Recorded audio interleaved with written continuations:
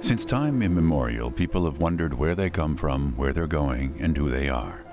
Humankind has reinvented the world again and again, always believing in the possibility of a better future.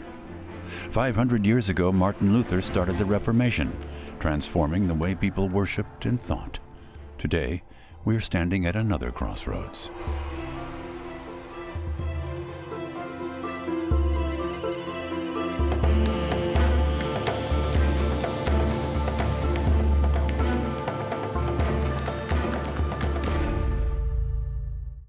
C'est comme si le monde était dans ce temps-là où on a... It feels like the world is starting to realize what ties bind us all together. That's why religions seem anachronistic to us.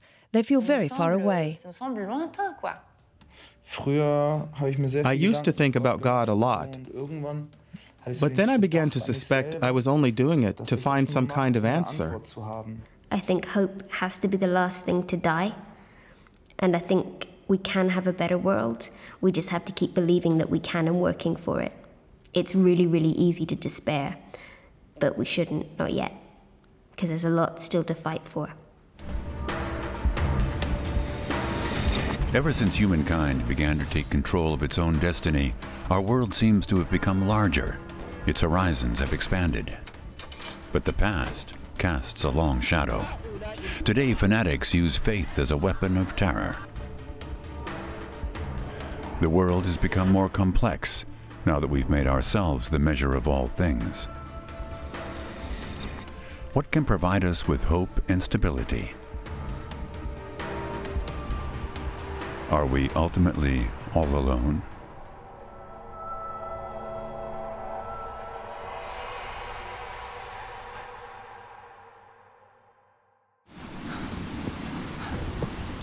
"500 years ago, Martin Luther lit the fuse of the Reformation, and our long path to what we call the modern autonomous self began.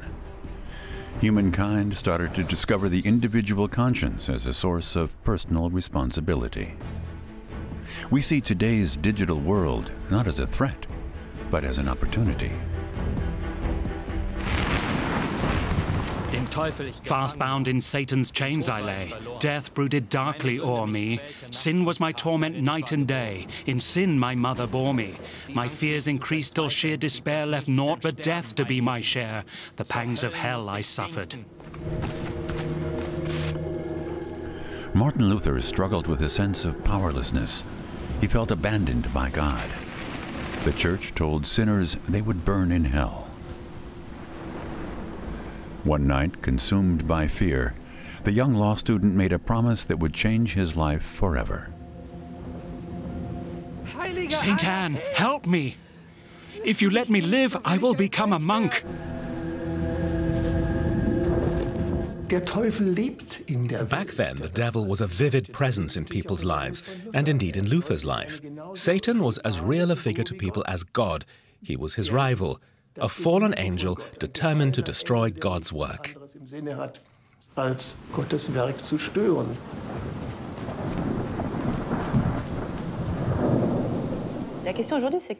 The question is, what can we do together to pull ourselves out of the chaos gripping the world today?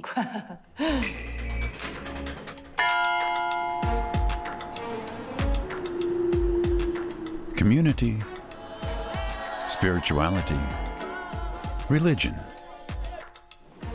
Today there are many ways of finding meaning, but few still believe that God has a divine plan. Yeah, there's a huge amount of change happening, and sometimes it feels like you almost have whiplash because there is so much coming down the road, both in terms of the digital revolution and in terms of how the world is going to shift, whether it's with climate change or the coming economic crises or demographic shifts. There is a huge amount of change coming down the line, and I think the question is how we're going to survive that change and how we're going to survive each other.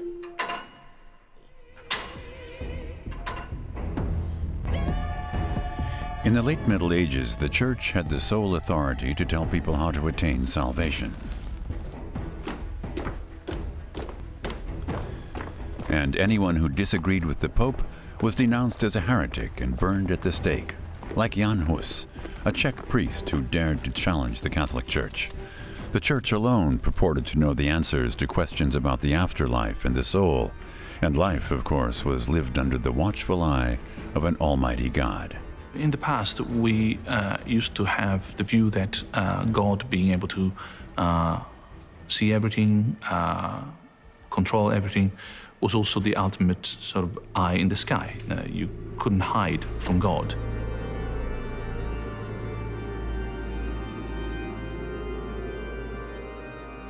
Today, the new eye in the sky is not God's eye, is the digital eye that can see anything, can check anything. Today's all-seeing eye is a man-made invention. Google and Facebook know everything about us. The moment has come for us to make sure that our right to be in control of our own information, therefore the behavior that is shaped by that information, is entirely ours. It's not given to us, it's ours to exercise because it's ours to begin with. And I think that is important, and it's an important break from past tradition.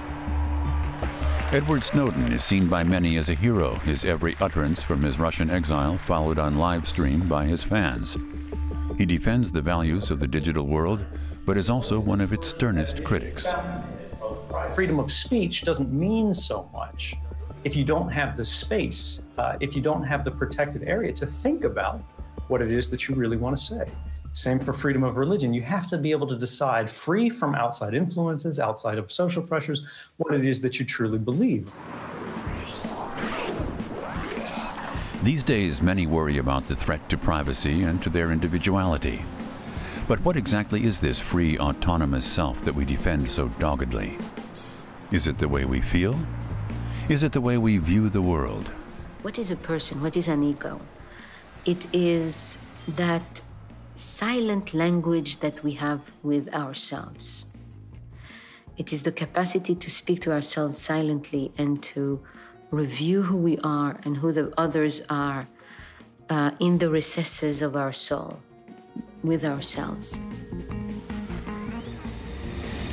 I think a hyper-networked world changes that kind of silent language that we have with ourselves. The silent language is now endless buzz.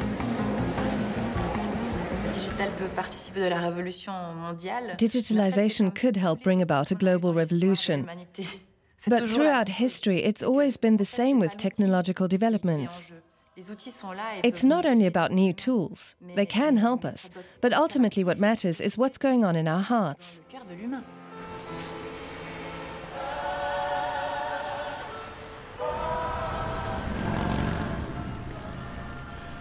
The Reformed Church in Geneva. Pastor Carolina Costa is bringing the church into the 21st century. The church is open to all religions and denominations. Many of the members of her community found one another online. The project is called At Le Lab and welcomes anyone looking for meaning and spirituality.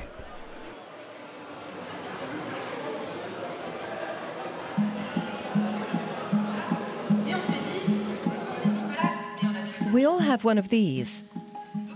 If you like, take a look at lelab.church or Facebook and see what we've got planned this evening. I didn't become a pastor to hold services. The purpose of the church has changed.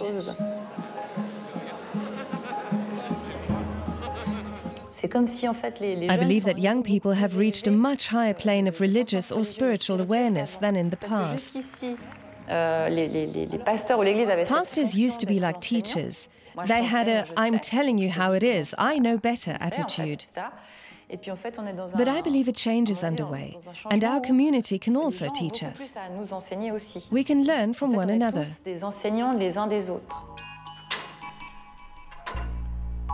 600 years ago, the Roman Catholic Church was divided by the Papal Schism. 3 men claimed to be the true Pope and were vying for power and sinecure. In 1414, King Sigismund convened the Council of Constance. It was attended by theologian Jan Hus. He had long been accusing the Curia of being a synagogue of Satan. They want to burn you at the stake. You must leave. I have the king's word. I came here as a free man without disguise. You must leave. I can see your fear. And the devil is everywhere.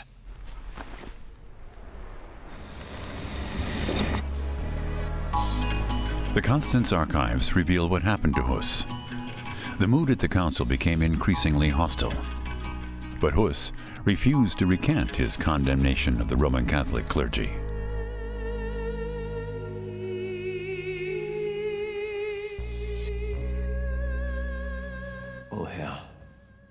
O Lord, grant me mercy and give me strength. Our bishops and priests are turning on your son like wild animals.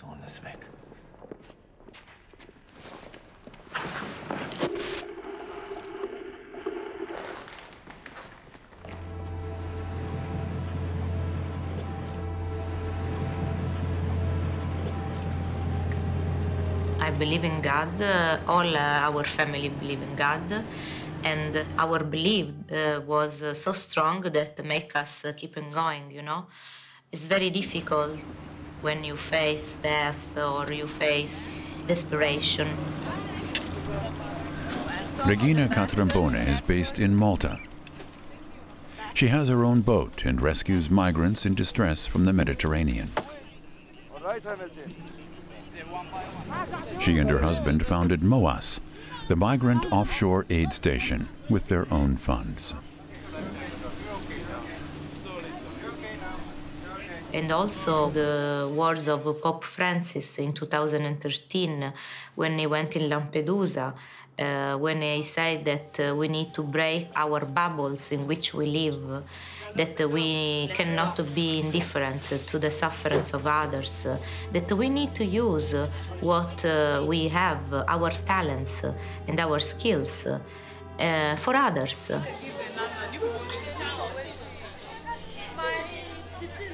The desperation is so high that we cannot let the fears take over. We need to be stronger. We need to open our hearts.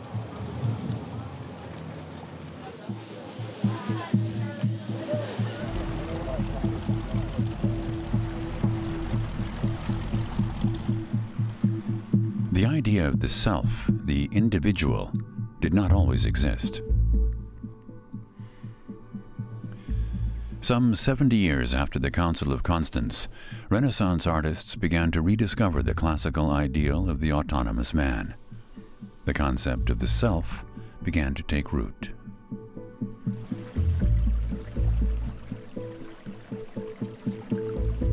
The center of this new culture was Florence.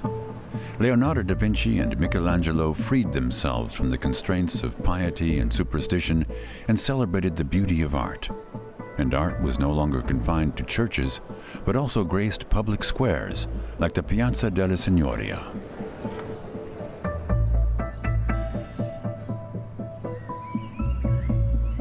Mankind emerged from the shadows of history and discovered the joy of the free mind and spirit. Renaissance man saw himself as God's most perfect creation. The fact that there are less intermediaries between him and God, on the one hand, gives the self a much greater sense of agency and responsibility and power with himself. And on the other hand, makes it scrutinize himself much more densely.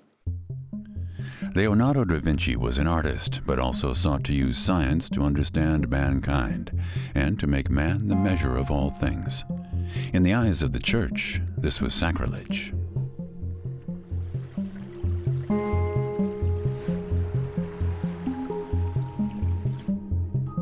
With a ruler and a compass, he set out to recreate the harmonic proportions believed to govern the human form as God had created it. A new self-awareness had dawned. Modern man was finding his identity. Soon, he would start to conquer the world. The Vitruvian man, now represented by Leonardo, there is once again a lot of centrality. It's as measures of all things, as opposed to say, we are here to serve all things. We're not here to measure them and to make sure that they obey to our own dictates.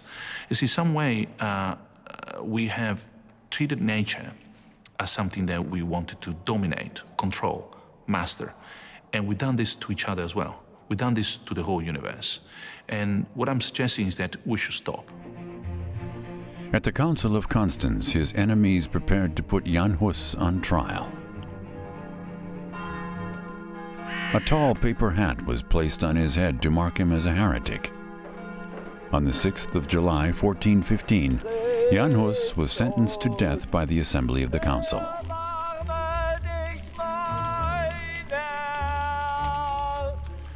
The Bohemian name Hus means goose.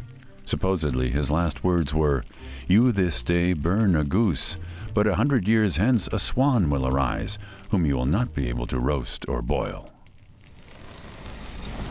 I don't believe in God, no, but I have respect for people with religious faith. That wasn't always the case. When I was a kid, I went to a very religious school and I was always railing against it, the injustice and the lies. But, as I got a lot older, I've realized that there are all kinds of stories people need to tell themselves to get through the day.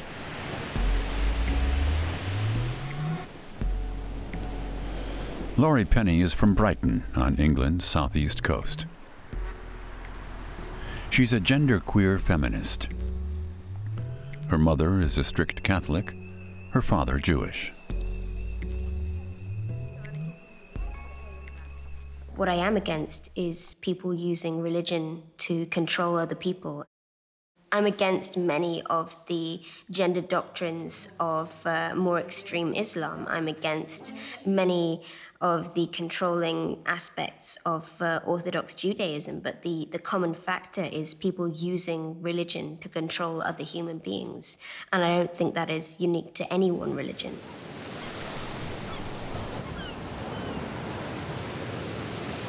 For millennia, man dreamed of conquering the seas.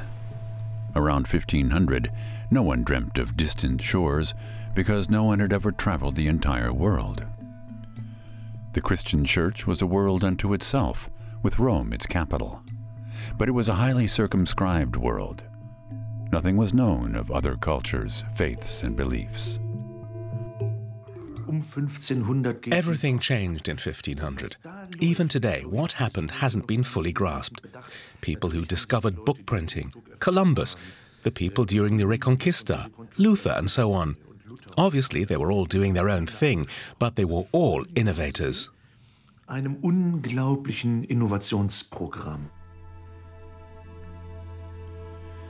Eventually, the Renaissance spirit spread north. Martin Luther was a monk who had been preaching and teaching theology in Wittenberg, Saxony since 1512. He was a clergyman rapidly rising through the ranks, but then he began to criticize Rome. They will hate me. They will try to destroy me. I will crush the Pope and his degenerate church with the same printing block that prints my writings.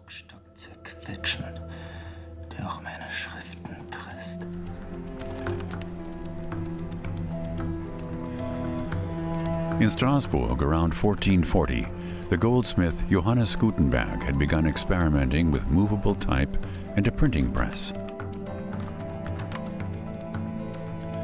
Gutenberg's invention paved the way for serial production of books, and ultimately for the mass media we know today. His 42-line Bible sparked a revolution which liberated faith from the clutches of the church and allowed people to discover it for themselves.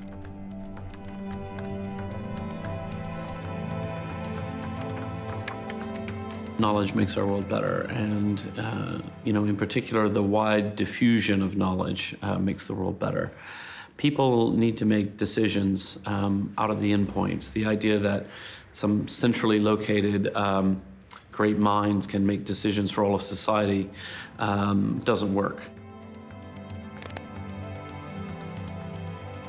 What does work is openness. What does work is distributed decision-making. And the more that people know about the world, about whatever it is they need to know in their lives, then the better decisions that they can make.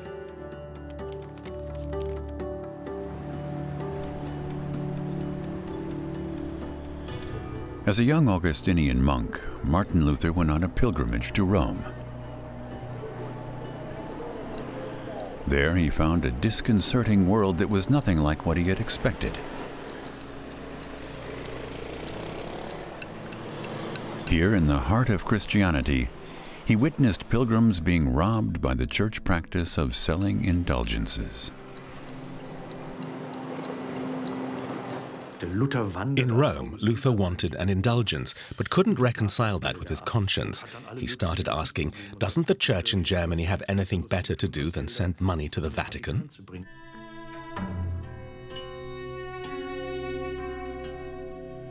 Luther was disgusted to see how the Roman Catholic Church had allowed itself to be seduced by worldly cravings and luxury.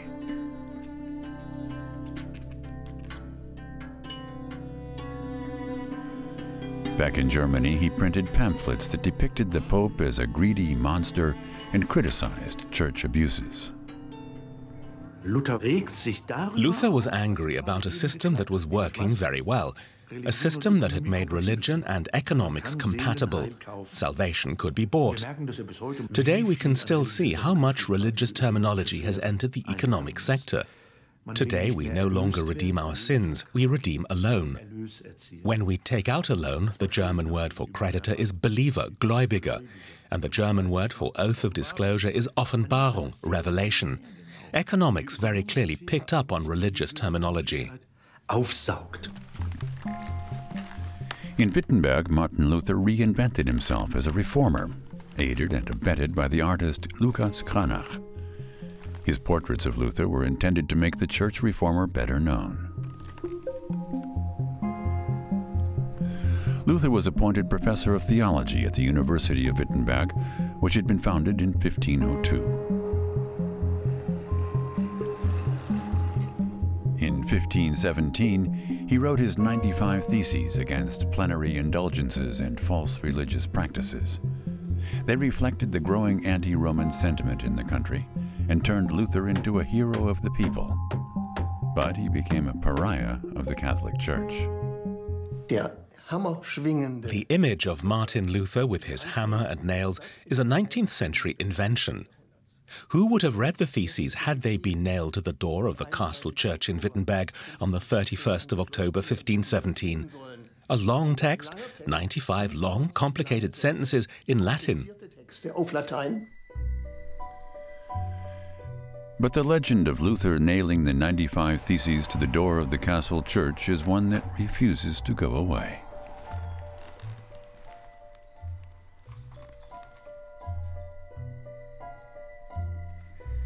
What happened to the doubting, desperate Martin Luther, the one who was constantly poring over the scriptures in St. Paul, the one who was deeply troubled? We don't see this Luther in the paintings. That's how we've interpreted him. But the purpose of the Cranach paintings was actually to convey an image of Luther that was necessary to advance the Reformation. And they depict him as a latter-day saint.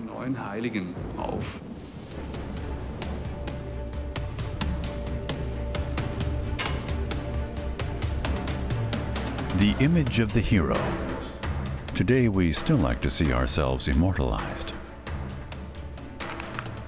We seem to have a deeply entrenched desire to know what happens after we die, what will remain of us. Mankind's newfound introspection and need to discover the meaning of life was the first step towards independent thinking. In the 16th century, in Luther's day, the Church effectively kept the soul imprisoned. The church is like an ocean liner, large, cumbersome, and firmly anchored. It's hard for an ocean liner to change direction. Ever since I became a pastor, I've been asking myself if I'm doing the right thing by thinking I can change the church from within. Or might I be more effective outside it? This question is always on my mind, but I'm glad that I'm an independent thinker. Revolutionizing the church seems possible to me. That's why I stay in the church. C'est pour ça que j'y demeure. Ce que je voudrais juste voir, c'est si... Carolina and her husband Victor produced their own internet series. It's called My Wife the Pastor. Thomas, consentez-vous à prendre pour épouse Clara, ici présente? Each episode addresses a weighty topic: homosexuality and faith, death, the role of the church. The subject matter is serious, but the tone is fun, light, and witty. We started out making a few videos in the style of Monty Python, which were a bit more confrontational, a bit more daring. The church was a little needled by them. That showed us we were doing it right. If we're too much in agreement with the church, we're not keeping up with the times. The couple often bickers in the editing room. Victor is an atheist and more willing to pack a punch. As a pastor, Carolina has to get the church to approve every episode, so tempers do sometimes fray. That's funny. Don't take it out. I know. It's okay. But maybe it's too much. It's very subtle. I just can't say that.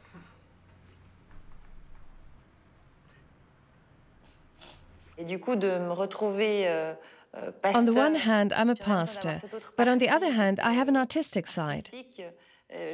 I found it hard to juggle these two identities. People were always saying to me, you need to decide. You can't go through life being both a pastor and an actress. That's what people say. But I felt differently. Being yourself when you don't really fit into any neat and tidy box is already a step towards freedom.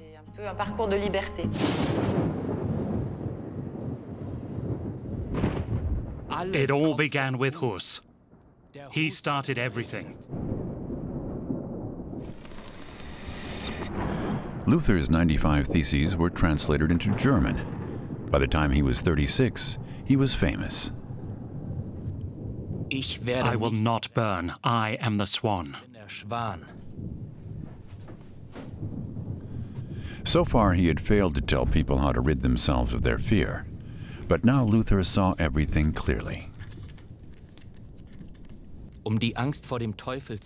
Three things help you overcome fear of the devil and find salvation: the Holy Scripture, faith, and divine grace. Scriptura, fide, gratia.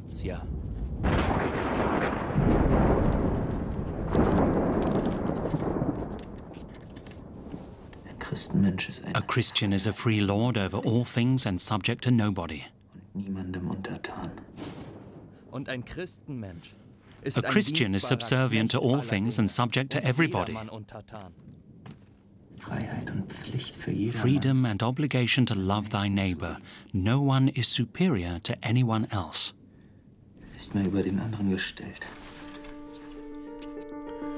Luther's most important works were on the freedom of a Christian, to the Christian nobility of the German nation, and on the Babylonian captivity of the Church.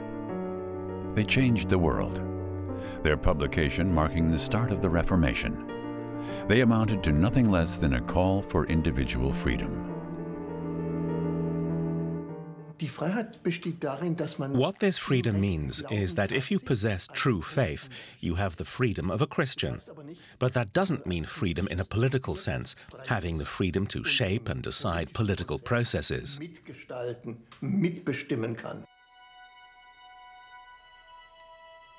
I think without Luther, we would not have had the first fundamental step towards individual responsibility, which then is the cornerstone of future democracy. You need to make people individually responsible for their actions, directly in touch with the source of authority. Today, our lives are increasingly shaped by computer programs and algorithms. 90% of the data ever generated by humans has been stored. Anyone who can access that data is necessarily powerful.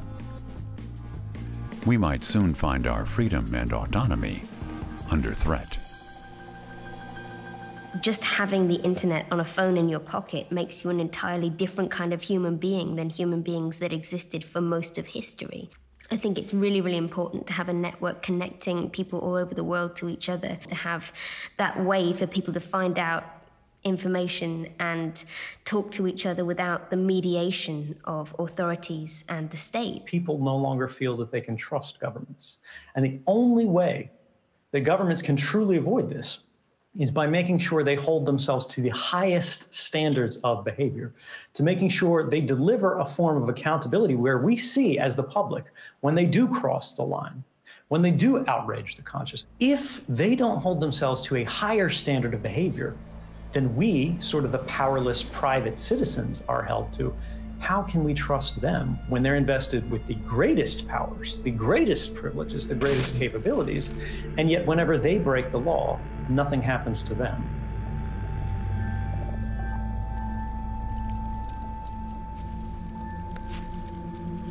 The Pope threatened to excommunicate Luther and even put him to death. But Luther believed he had God on his side, and that made him invincible.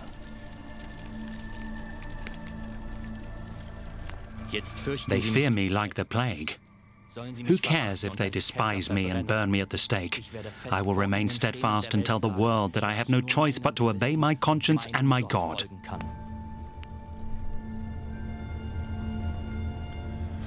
Luther was summoned to the Diet of Worms by Emperor Charles V in 1521 to recant his writings. It was him against the Pope. Here I stand, I can do no other, God help me. It's a great line. Who knows if it's historically accurate? But it really brings home the idea of responsibility to oneself and one's God. With those words, he made himself a very impressive role model. Das unglaublich beeindruckend ist.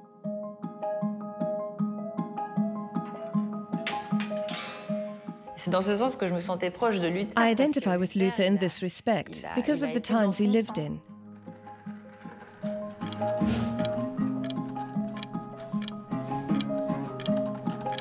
The whole dispute that erupted led to the schism. That wasn't what he wanted. What he wanted was to reform the church. I'm not saying I'm like Luther, but I do believe that young people are keen to question things.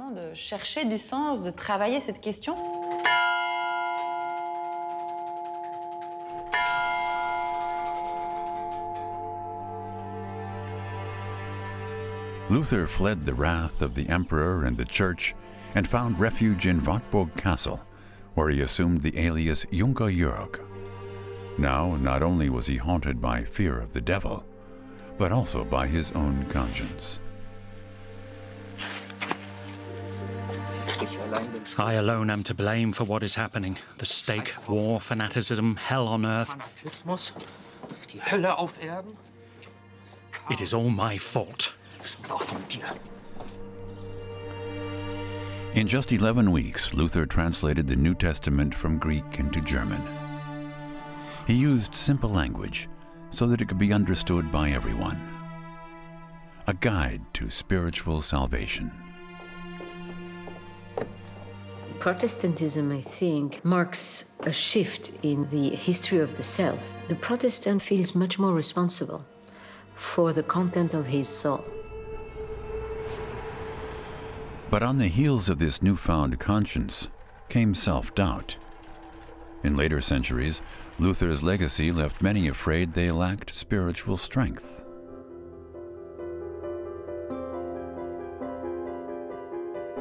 Luther realized that people would always be susceptible to the devil. Freedom must be constantly won anew.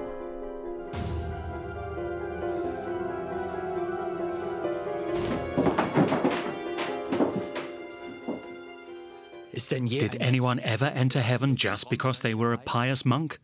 God saved me from burning at the stake. To me, he is a merciful and loving God. And for Luther, God's word was the best defense against the devil.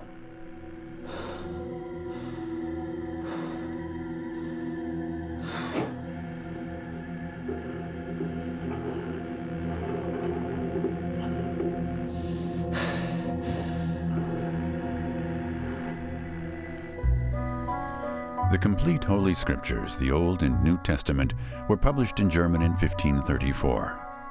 Luther's Bible, in turn, shaped the development of the German language. And Luther's Reformation left its mark permanently, not only in Europe's Protestant North.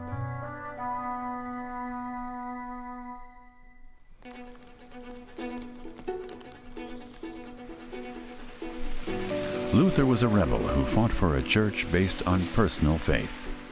He also believed in love and the duty to love one's neighbor.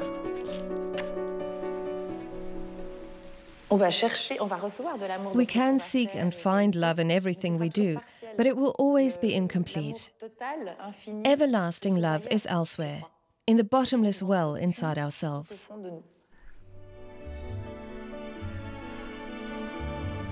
Carolina appreciates that her husband, Victor, lets her do her own thing. Laurie Penny calls herself pansexual and polyamorous. Luther wouldn't approve of either of them. To him, marriage and family were anchors in a turbulent world.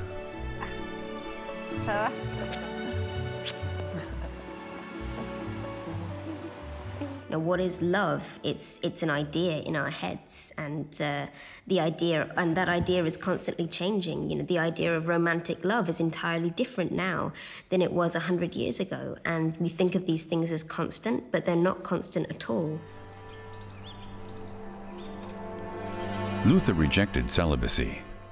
In 1525, as the German Peasants' War was raging, he married Katharina von Bora, a runaway nun. Luther's detractors saw the marriage as a further provocation to the church.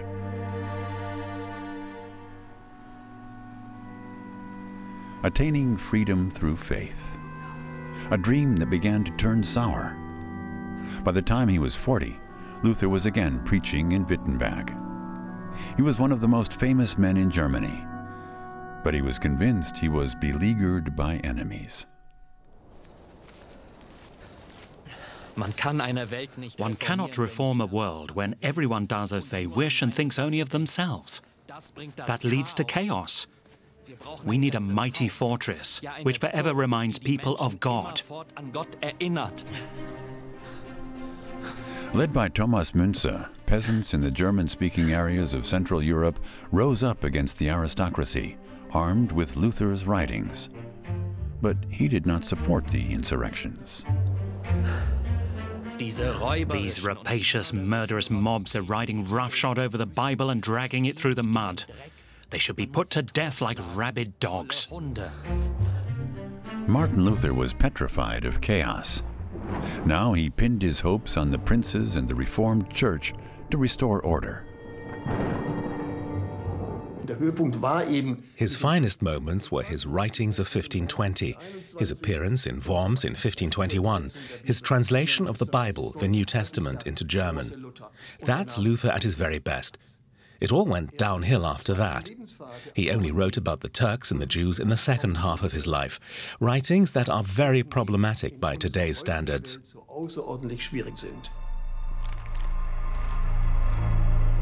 Luther wrote on the Jews and their lies, urging people to persecute Jews and set fire to synagogues.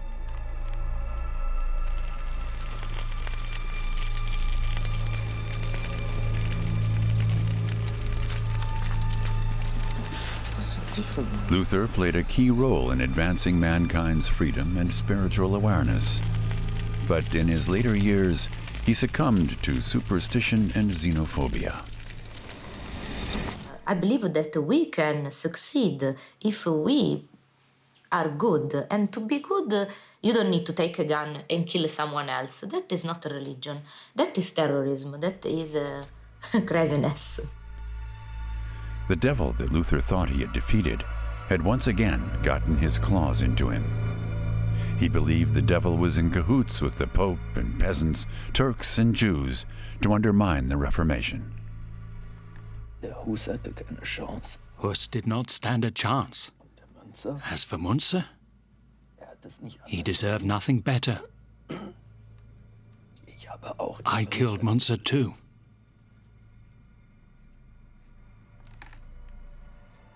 Death is on my conscience.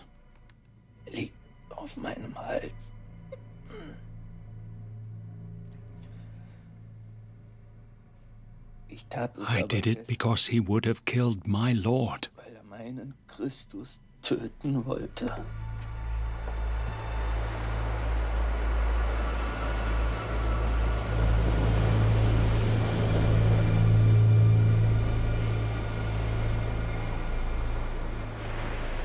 I don't think it's either are you hopeful or are you afraid. I think hope is a tool, it's not a feeling. People didn't get out of the Titanic and jump onto the lifeboats and cling to pieces of wood because they were hopeful that they would be saved and they knew they would be saved. But hope is what allowed the people who were saved to get through that. Hope is what you do, even if you don't see the direction of the future. You have to practice hope. For centuries, people simply followed the path laid out for them by their church and their leaders. The Reformation showed them another way. 500 years later, we're free agents, heading into a new dawn. We feel a responsibility to the future, but we also feel more anchored in the here and now. You know, life is just so full of completely unexpected events nowadays. But there's a beauty in that. You know, it used to be before when I was working for the government, I always looked at the next day, the next week, the next month. Now I live it one day at a time because I don't know what's going to happen. But it's actually a lot more enjoyable that way.